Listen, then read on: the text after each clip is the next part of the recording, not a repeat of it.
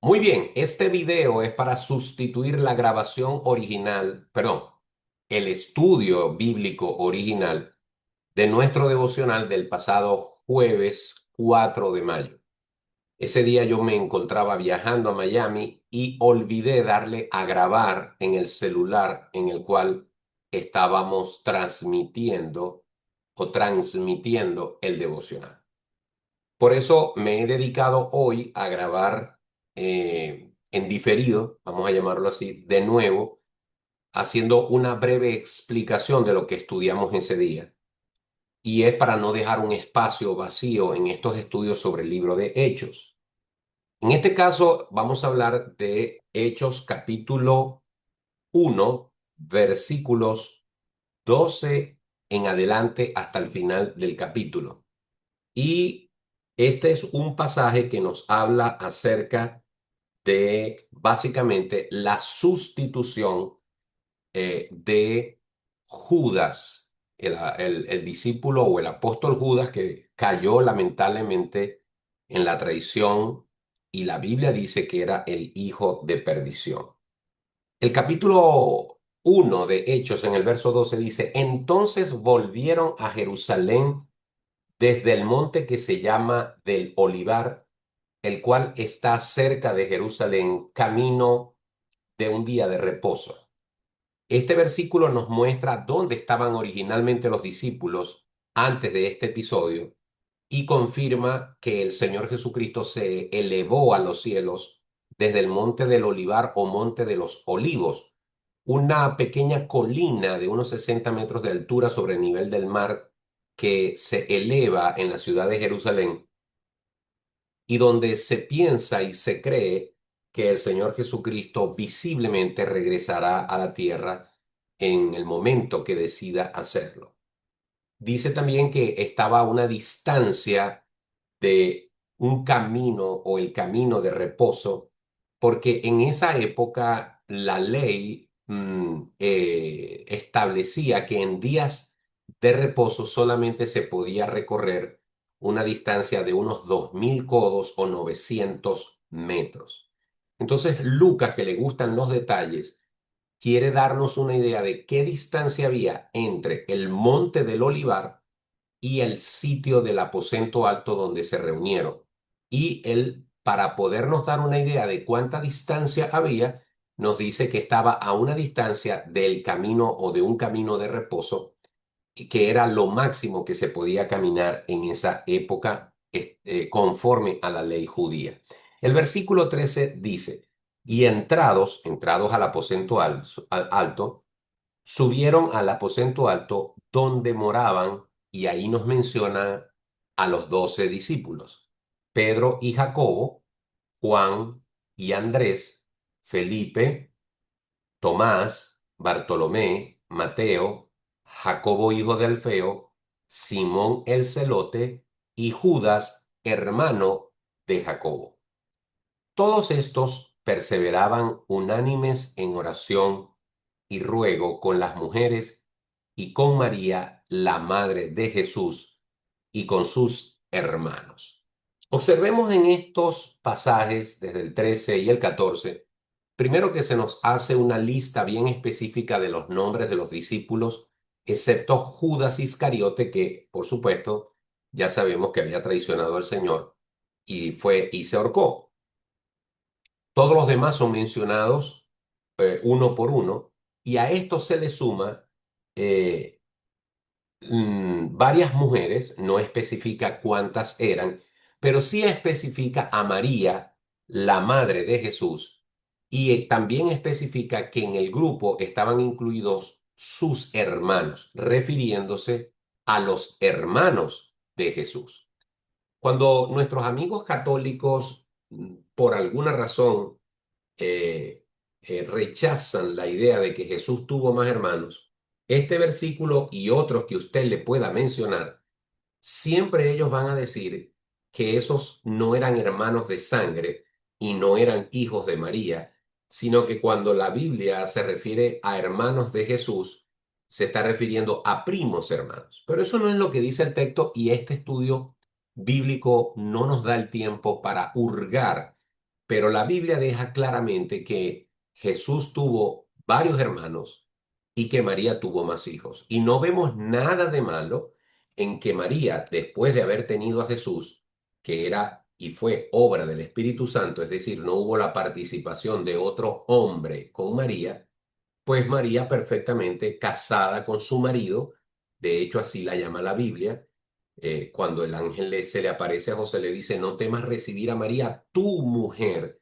porque lo que en ella es engendrado del Espíritu Santo es, y ese capítulo de Mateo termina diciendo, y José recibió a María, su mujer, pero no la conoció, es decir, no tuvo intimidad sexual con ella hasta que dio a luz su hijo primogénito, y primogénito significa primero. Así que está bien claro que el Señor Jesucristo sí tuvo más hermanos y que María sí tuvo hijos.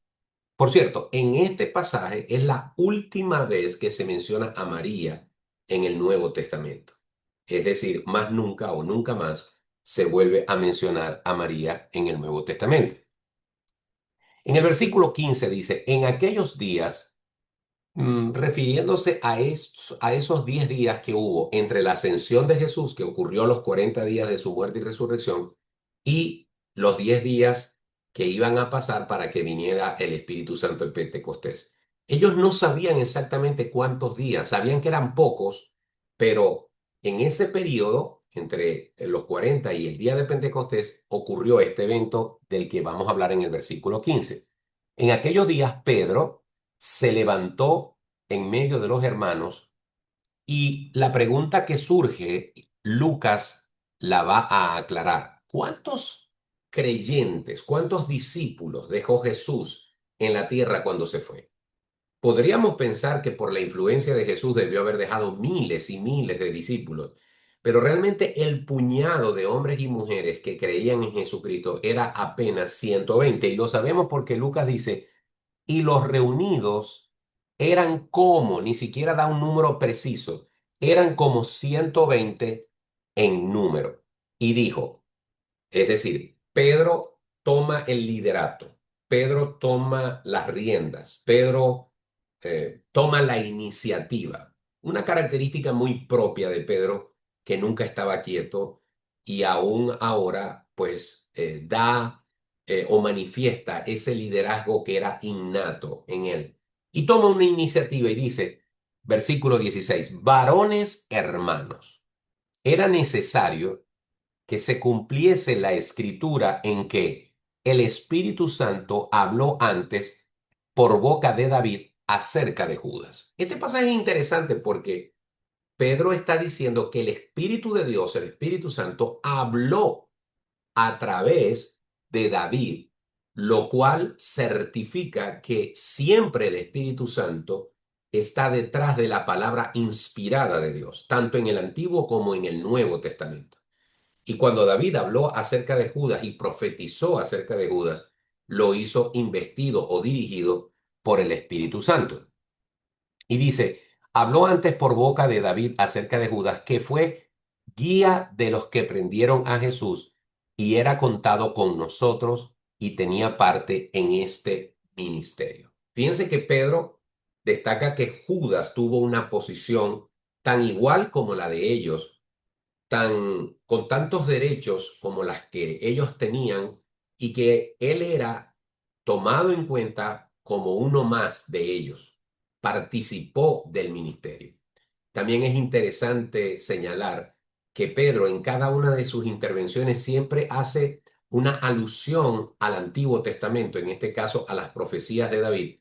Y es interesante resaltar que en Jesucristo se cumplieron decenas y decenas de profecías cuando vino a la tierra, durante su ministerio, en su muerte, en su resurrección, y aún Judas forma parte de las profecías que se cumplieron durante el tiempo que Jesús ministró en la tierra.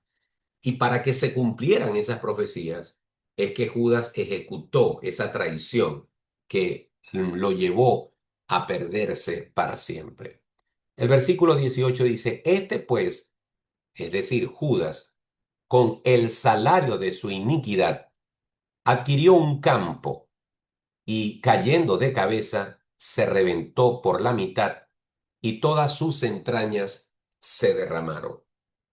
Alguien podría pensar, ¿cómo es esto de que Judas con el dinero de su iniquidad adquirió un campo si Judas devolvió el dinero en su arrepentimiento? Él devolvió el dinero porque era dinero de sangre. Bueno, los que recibieron el dinero tomaron ese dinero y compraron un campo, y para los efectos ese campo es como que si lo hubiera comprado Judas, porque al fin y al cabo, aunque él devolvió el dinero, él no podía lavar la sangre que envolvía ese dinero. Y fue precisamente en ese campo adquirido donde él fue y se ahorcó. Y dice la palabra de Dios que luego que se ahorcó, él cayó y sus entrañas se derramaron. Todo hace pensar que el árbol donde Judas se ahorcó pudo haberse partido la rama después de haberse ahorcado, o también se pudo haber descompuesto. Después de ahorcarse, nadie se preocupó por retirar el cuerpo, se descompuso, y al descomponerse el cuerpo posiblemente la soga se pudrió, y todos sabemos lo que pasa con un cuerpo cuando está descompuesto. Se hincha, se llena de gases que están procurando salir por algún lado, y al caer del árbol, ya sea porque la cuerda se rompió, ya sea porque se partió la rama, por las razones que sea, el cuerpo al caer se reventó y se derramaron sus entrañas. Es decir, aún en la descripción que Lucas hace de la muerte de Judas, del pobre hombre que no supo valorar el amor de su maestro, nos describe que aún su muerte y su pudrición, su cuerpo, fue algo totalmente vergonzoso y asqueroso. Eh, es un cuadro deprimente lo que ocurrió con Judas. Y dice el verso 19, y fue notorio a todos los habitantes de Jerusalén, de tal manera que aquel campo se llama en su propia lengua Aceldama, que quiere decir campo de sangre. Evidentemente, se hizo correr la noticia en toda Jerusalén que uno de los que había seguido a Jesús se había ahorcado, se había quitado la vida, y su muerte fue terriblemente vergonzosa. Versículo 20 dice, porque está escrito en el libro de los Salmos, sea hecha desierta su habitación y no haya quien more en ella, y tome otro su oficio. Interesante que eh, Pedro cita las escrituras para, primero, evidenciar que se cumplió la profecía de el tipo de muerte vergonzosa, eh, solitaria que tuvo Judas, pero también para indicar que está profetizado que otro tenía que tomar su oficio, es decir, otro sustituyera. Eso estaba profetizado, el que pudiera ser sustituido para completar de nuevo a los 12.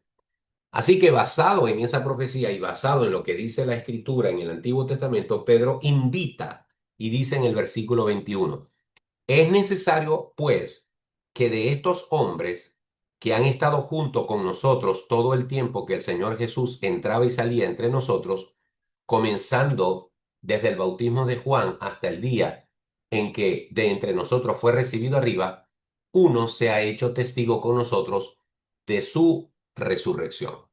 Pedro dice, bueno, ya que está profetizado que Judas iba a traicionar al Señor, y así fue, ya que estaba profetizado que iba a tener una muerte vergonzosa, ya que estaba profetizado que nadie podría ocupar el lugar o la tierra donde murió, y que sea hecha desierta su habitación, y que otro tome su oficio, corresponde entonces que nosotros, entre los que estuvimos con Jesús desde el bautismo de Juan hasta que lo vimos ascender al cielo, es decir, los que estuvimos con Jesús desde que comenzó su ministerio, uno de estos pueda participar como posible sustituto de Judas. Y otro requisito que añade Pedro es que además de que fuese una persona que hubiese andado con Jesús durante esos 3 años, también fuera testigo de su resurrección. Ahora la pregunta es,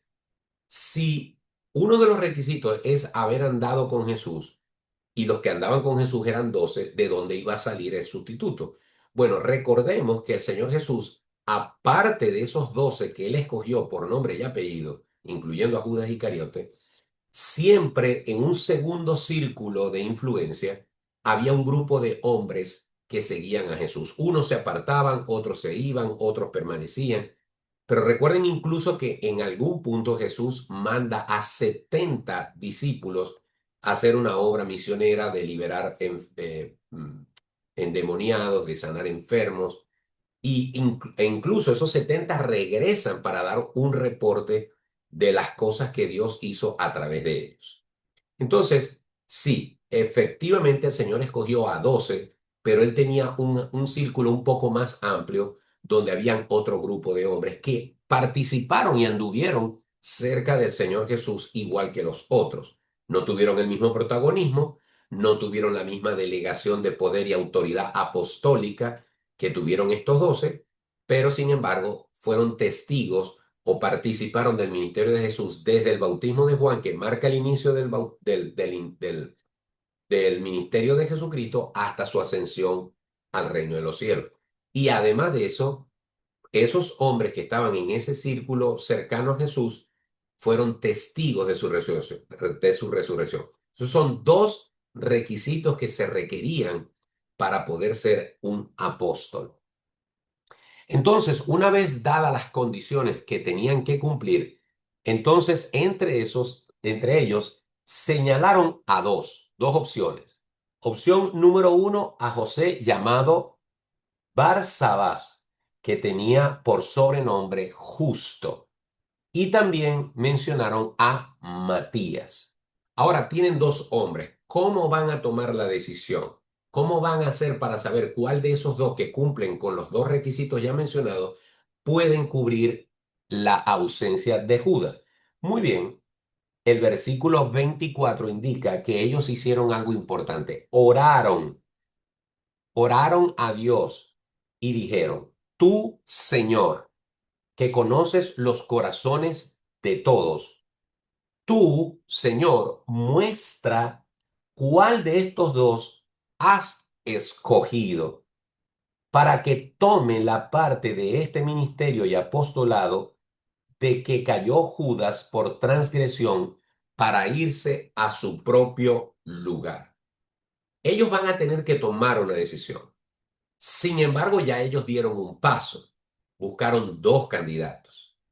Una de las cosas que podemos aprender, hermanos, hay un dicho popular que no es bíblico, evidentemente, pero hay un dicho popular que dice, a Dios rogando y con el mazo dando. Ese refrán popular lo que quiere decir es que hay cosas que le podemos y le debemos pedir a Dios. Tenemos que suplicar su dirección, que nos ilumine, que nos muestre qué hacer en ciertas ocasiones. Pero no podemos esperar y quedarnos sentados en una silla o en nuestra cama esperando que Dios nos cargue y nos lleve a donde tenemos que ir o hagamos lo que tenemos que hacer. Yo debo pedir a Dios ayuda, asistencia, dirección, iluminación, pero hay cosas que yo tengo que hacer. Por ejemplo, si yo necesito perder peso, yo puedo pedirle a Dios fuerza de voluntad, dominio propio, recursos. Debo pedirle todo aquello que no depende de mí. Pero definitivamente yo tengo que tomar acciones. Tengo que hacer ejercicio, tengo que reducir la comida, tengo que dejar de comer de noche, tengo que hacer ajustes que no dependen de Dios, no porque Él no lo pueda hacer, sino porque Él me ha dado a mí la responsabilidad de hacer. ¿Por qué hago esta mención? Porque aquí Pedro ora a Dios, pero el primero tomó la iniciativa, explicó la necesidad, habló acerca de lo que había que hacer, cuáles eran los requisitos y dieron el paso y dijeron, bueno, estos dos cumplen con los requisitos mínimos para poder ser el sustituto de Judas. Ahora vamos a hacer algo que no podemos hacer nosotros y es que Dios nos ilumine, nos muestre, nos indique, nos certifique, nos reafirme, nos dirija en la decisión final. Entonces vemos la combinación entre lo que debemos hacer y lo que debemos pedir y depender del Señor. Y entonces ellos hacen esta oración. Tú, Señor, que conoce los corazones de todos, muestra cuál de estos dos has escogido para que tome la parte de este ministerio apostolado de que cayó Judas por transgresión para irse a su propio lugar, el infierno. Y les echaron suertes. Y la suerte cayó sobre Matías y fue contado con los 12 apóstoles. Ustedes recordarán que cuando éramos niños, no sé si a ustedes les pasó, pero en el colegio se tomaba una botella de refresco, de soda, de Pepsi-Cola, de Coca-Cola, de cualquier otro refresco, se ponía sobre el piso y dependiendo de lo que se estuviera jugando para echar suertes, tomaban la botella sobre el piso y le daban vuelta y la botella empezaba a girar. Cuando la botella se paraba, se detenía, el pico de la botella, por donde uno bebe, el pico a quien apuntara, esa persona le tocaba el turno, por ejemplo. Yo recuerdo que en Venezuela jugábamos al escondido o a las escondidas y para saber quién le iba a tocar empezar a buscar a los demás, tirábamos una botella y la botella escogía, o el azar escogía a la persona. Pues aquí hay una práctica que no es una práctica de ese momento, es una práctica antigua que se usaba dentro del pueblo de Israel. El echar suertes no era algo mal visto cuando se usaba para pedirle a Dios que mostrara de una forma eh, eh, indubitable, de una forma que no podría ser negada la decisión que él está tomando sobre cierto aspecto. Dios siempre se manifestó de diversas maneras con señales para dirigir a su pueblo o dirigir a alguien en particular. Recordemos que Gedeón en una ocasión necesitaba una señal de parte de Dios y pidió que el vellón que él dejó afuera no se secase o lloviese y no se mojase con la lluvia o que no se secase cuando todo lo demás estaba seco. Entonces, la forma en la que Dios podía hablar era a través de ciertas señales. Pero hoy en día nosotros no tenemos necesidad de eso. Ellos echaron suertes, no sabemos exactamente cómo lo hicieron, pero primero oraron y la suerte, no importa cuál haya sido el método, cayó sobre Matías. Lo cual nos muestra que esta práctica de echar suerte no era el método de escogencia, sino que Dios se manifestaba. Dice la Biblia en uno de los salmos o proverbios, ahora no recuerdo, dice que la suerte se echa en el regazo pero la decisión es del Señor. Es decir, se acostumbraba a que la gente se sentaba en el piso y sobre el regazo o sobre la tela que quedaba aquí entre las piernas de la túnica, sobre esa tela se tiraban los dados y lo que está diciendo la palabra es, usted puede tirar los dados sobre su regazo, pero es Dios quien determina cómo van a caer esos dados. Entonces, básicamente en este pasaje vemos cómo estos hombres someten a la voluntad de Dios quién de estos dos hombres ha de ser la persona que sustituya a Judas, lo cual muestra una dependencia, un temor, una reverencia de parte de los discípulos porque no quieren dar un paso sin la dirección del Señor que los dirija. Esta es la última vez que se menciona el echar suertes en la Biblia. Ya no hace falta más eso porque el Espíritu Santo va a venir y desde entonces hasta ahora el Espíritu Santo es el que nos guía a toda verdad y es al Padre en el nombre de Jesús que debemos pedir ante una circunstancia en la que no sabemos qué hacer, debemos pedir dirección por medio de su Espíritu Santo.